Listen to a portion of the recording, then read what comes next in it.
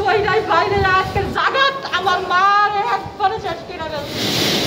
এক নিমিষে আমার মার ঘুমটা চলে গেছে, এক নিমিষে আমার মারে মেরে গেছে। পরে আমার বোনদেরকে এইভাবে একটা একটা করে দইরাইছে আমার বোন দুটো বোনের একটা নাই না শিমুল চেয়ারম্যান আর বাসিরের কণ্ঠটা আমি শুনছি স্যার। আমি এক রুমে পলাইছিলাম, বাসিরের কণ্ঠটা আর শিমুলের কণ্ঠটা আমি বেশি শুনছি। শিমুলে বলছে, শিমুল চেয়ারম্যান বলছে জুনাকিরে আমার কাছে আন, আর বাসিরে বলছে রুমারে আমার কাছে আন। রুমারে নিচে আমার চেয়ারের উঠানের মধ্যে, আর জুনাকিরে নিচে আমাদের মার্কেটের এখানে নিয়ে আমার বোনকে যখন একটা বাড়ি দিচ্ছে আমার বোন তো সুযোগ পায় নাই।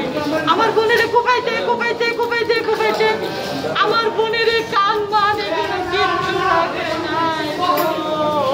ও আল্লাহ, আল্লাহ গো, আমি এগুলার বিচার কেমনে পাই গো?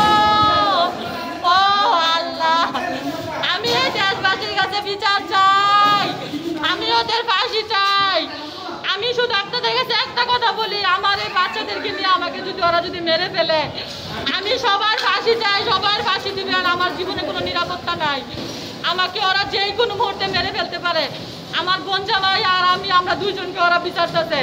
আমাদের দুইজনকে যদি ওরা যদি মেরে ফেলে, যদি আমাদের বাচ্চারা যদি একজনও যদি বাইসা থাকে না, আমিও যদি বাচ্চারা যদি না থাকে, আপনারা ওদের বিচার করবেন, আপনারা ওদের ফাঁসি দিবেন, আপনারা আপনাদের ফাঁসি দিবেন। আমাদের এই জীবনে নিরাপত্তা, আমাদের এই জীবনে নিরাপত্তা কেউ বহন করতে পারবে না।